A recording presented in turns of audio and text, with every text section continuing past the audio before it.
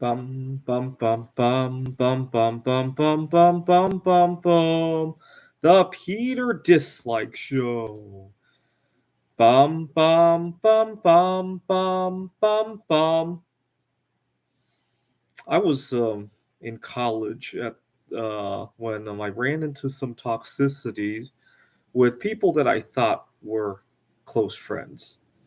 I had a former high school classmate, and I was tutoring him just on the side for his math class, and he had promised to hook me up with a girl at some point in the near future.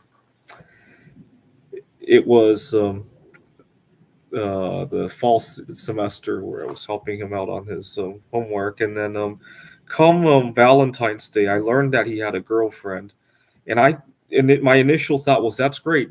Maybe you can help me with a girl for me as well. Well, I was mistaken. This was in the mid 2000s. At the time, AOL Instant Messaging was the main platform where we discussed this kind of stuff.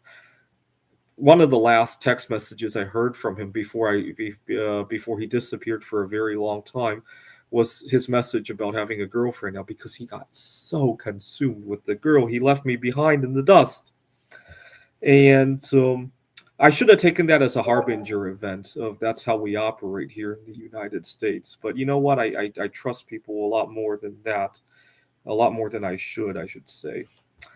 Anyways, months go by, and the next time I heard him on AOL Instant Messaging was, well, he broke up with her, right? And now he was busy looking for a girl for himself, right?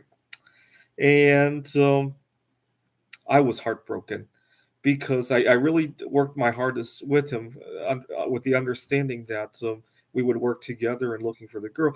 Not necessarily saying that he had to put all the effort into looking for the girl for me, but I thought he would help me with that, especially after he got a girl for himself, right? He should have maybe see if I could tag along, and maybe she knows some friends or something like. That's what I was thinking. I didn't expect him to completely disappear me after that. I really didn't.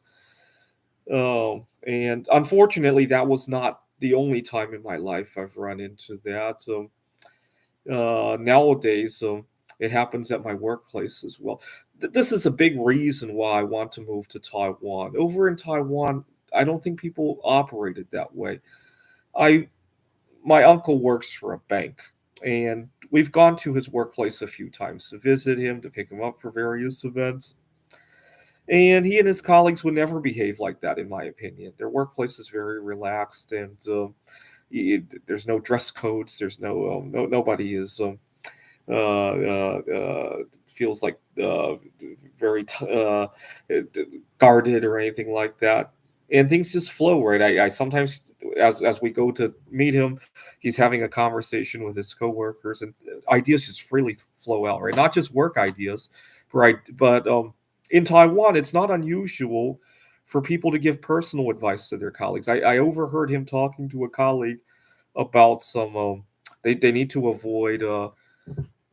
One of his colleagues had picked up something from 7-Eleven. It came in a styrofoam cup, and another one of the colleagues said, "You know that stuff is kind of toxic, or you should try to limit your consumption of stuff like that." Right? See, that would never go in the United States. Can you imagine trying to tell your coworkers about the dangers of various lifestyles? Oh my God! Right?